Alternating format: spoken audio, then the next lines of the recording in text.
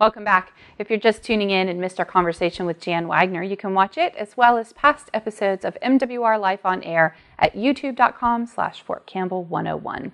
With me now is Patrice Johnson-Winters. Welcome back to the show. Thank you so much. I love being here. Well, every year we get to talk about the Army Arts and Crafts Contest, and I know as the manager of the Arts and Crafts Center that you have a pivotal role in Fort Campbell's contributions. Tell us about it. The Army Arts and Crafts Contest is an annual competition that allows eligible MWR patrons the opportunity to submit and have judged their art or craft alongside other MWR patrons eligible from around the world.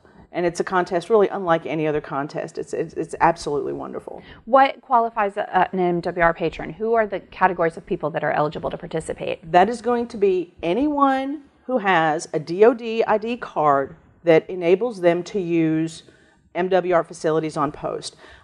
It's governed by AR 215-1, Chapter 7. So if you are a soldier, your dependent family members, retirees and their dependents, as well as our civilian workforce, are all eligible MWR patrons. Are the entries judged in categories of craft or by age groups? How do they separate the different categories? We first have two groups. The groups are novice and accomplished. Now, an accomplished artist would be, they define as an individual who has gained skill and knowledge through formal classes that can result in college credit. Also, they are also defined by someone who has won a professional competition, as well as someone who has won previously the arts and crafts competition with the Army. So it wouldn't necessarily have to be somebody who does art as a profession or for a living, or that they've sold something, but just that they've trained, they're educated, they have maybe a higher level of ability. Correct. Now, the novice are going to be individuals who have not gained their skill or their knowledge through formal classes that result in college credit, and then they haven't won those other competitions. Those are the two group categories.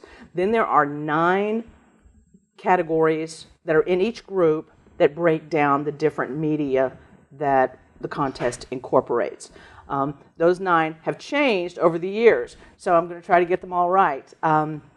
Ceramics, which includes cast ceramics as well as the pottery, hand-thrown and hand-built. So all of those things are one category? Are in the ceramic category. Okay. Then there's the digital art category, which is any art that's created digitally, not to include photographs. The photograph, that contest is going to be there in the fall. Hang on to your photos. We'll use those later.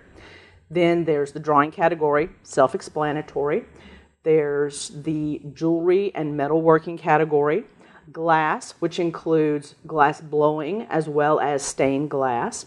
Then there's mixed media, again, self-explanatory.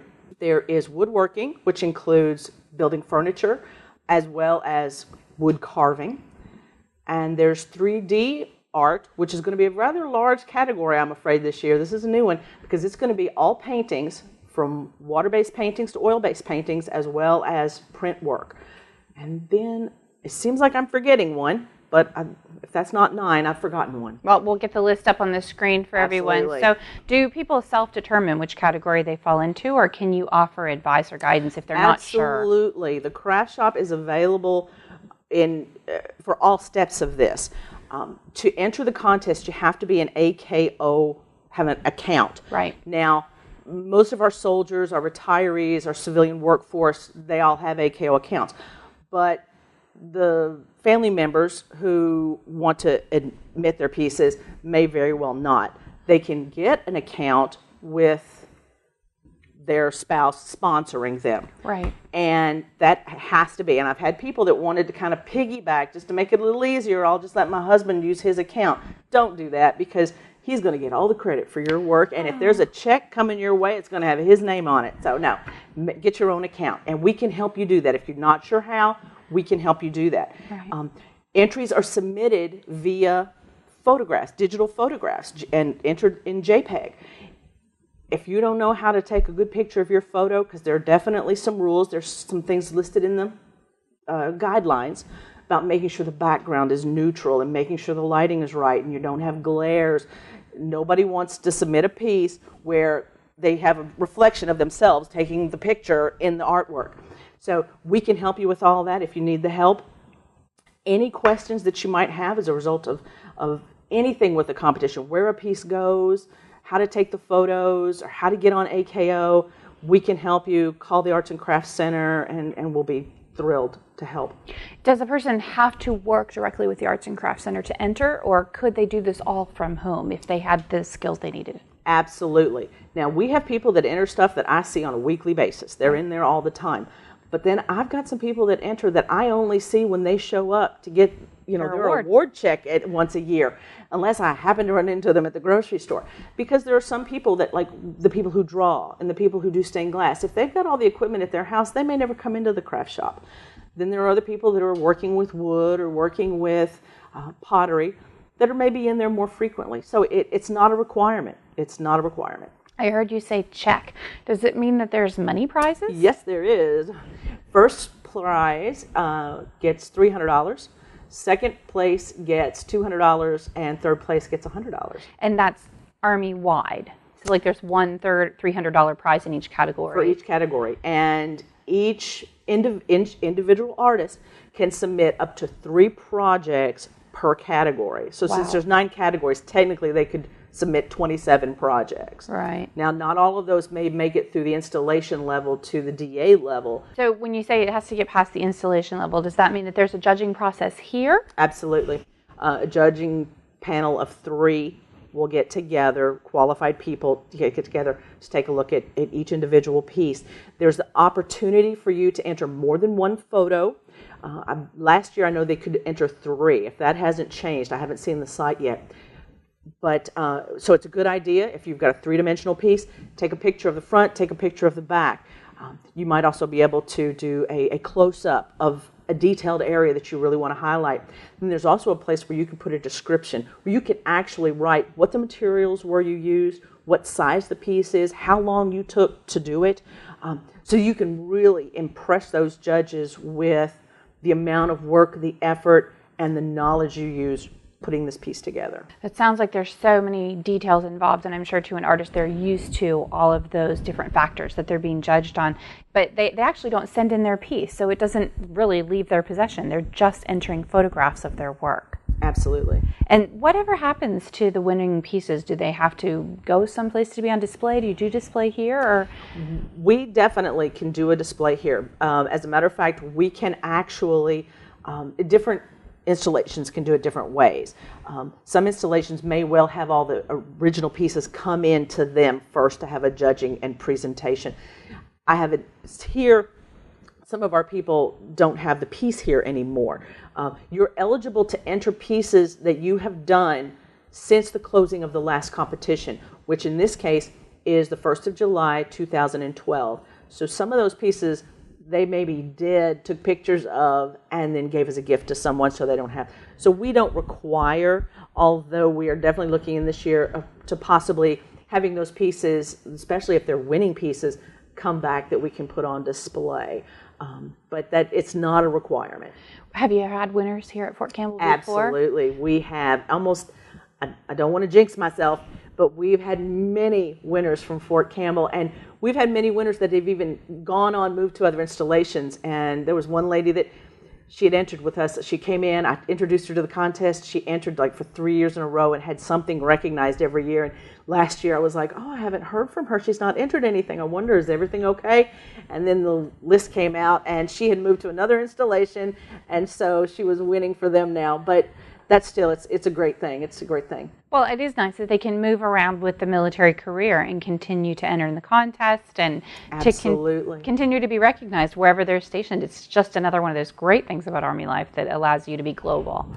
We got a phone call a couple years back. It was this lady, this young woman, I believe she was 14 or 15, and she was actually the youngest winner in the Arts and Crafts contest history. And her mother called me as soon as they found out they won. They were someplace over in Germany, and she called because her daughter had first started her real drawing career here at Fort Campbell under an artist that we had working here teaching drawing classes for kids. And she just wanted to call and thank that lady because, you know, she was an inspiration to her daughter who has gone on to win contests in the future. And it's great. It's wonderful. We have lots of classes at the Arts and Crafts Center, things for children, things for adults, and I'm sure you have people that come in on a regular basis because creating art is, part of their lifestyle. It's a way that they express themselves. But you also offer services for things that people may not have the ability to do themselves. For example, myself, I love framed pieces, but I'm not crafty. I don't do it myself, but I like to have them done. At this time of the year, when so many people are graduating, that's a great gift. Framed invitations are a gift that I started giving to my nieces and nephews years ago. It's a wonderful gift, as well as framing the actual diplomas for your high school graduate, your college graduate. There's a number of services that we can offer at the craft shop to benefit our Fort Campbell community. Something that I thought of this year with an impending college graduation gift is that the student might like to give their parent a gift, maybe a picture of the invitation and their graduation photo or something framed together. That would be nice to say, hey, thanks, Mom and Dad, for supporting me through this journey, whatever that might be, whether it's high school or college, but it's affordable. About how long is the lead time to bring something in and get it framed usually? If they want us to do it, it's about a 2-week turnaround. However, once they're 18 years old, they can come in, take the framing class, and they can even do it themselves. So in that manner, they could actually get a project done in less than the 2 weeks. So if you do it yourself, you're doing it on your schedule and when you're open, and you can have it done a lot quicker. Absolutely. Good to know. Where's a great place to get information about what's offered, get questions answered, anything with arts and crafts? We have our website at the FortCampbellMWR.com website for Arts and Crafts Center. We have a events calendar posted that we try to keep 2 calendars out, the current calendar as well as the month in front. Please check that out. We've got all sorts of things we're doing for kids throughout the summer, especially. Those kids, they get out of school 2 weeks later, Mom, I'm bored. We got drawing classes we're going to be starting up, more soap making classes, which are a huge hit with the kids. So yeah, please check out those event calendars. It's so inexpensive. It's a great way to get out and do something as a family. You also do birthday parties. There's a lot of great things happening at Guenette. We just this weekend had the Daddy and Me 2013, and we will be doing Mommy and Me next month to do the Father's Day gifts. And those are always great opportunities for parents to get in there and do things with it. We had the youngest person that we had in there. She was only 3 months old, and her dad had brought her to the craft shop because he wanted to make the handprint poem with his daughter. That's wonderful. So, yeah, it's fun. Thanks so much. Thanks for coming and telling us all of this. I hope you'll come back again. I most certainly will. Stay tuned. We'll be right back.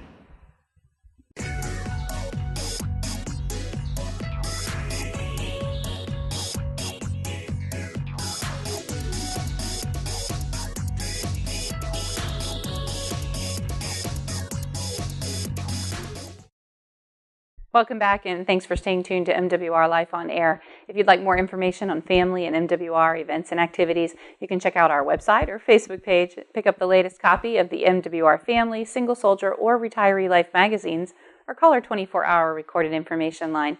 You can join our text club by texting the letters MWR to 68683, and you can listen to our radio programs on 1400 AM WJZM at 8 a.m. or 105.1 FM WVRY at 8:30 a.m. on Friday mornings. The program will also rebroadcast on Fridays at 12:30 p.m. on 1400 AM WJZM. You can also listen to Talk with Tara every Friday at 10 a.m. on 1400 AM WJZM. So please go to FortCampbellMWR.com and click on the MWR e-News icon. This will take you to the MWR e-News registration page. You'll start receiving the electronic newsletter the following week. I'm Melissa Schaffner. Thanks for watching MWR Life on Air. We're supporting soldiers, families, retirees, and civilians with quality of life, events, and activities. We are your network of services. We'll see you next week.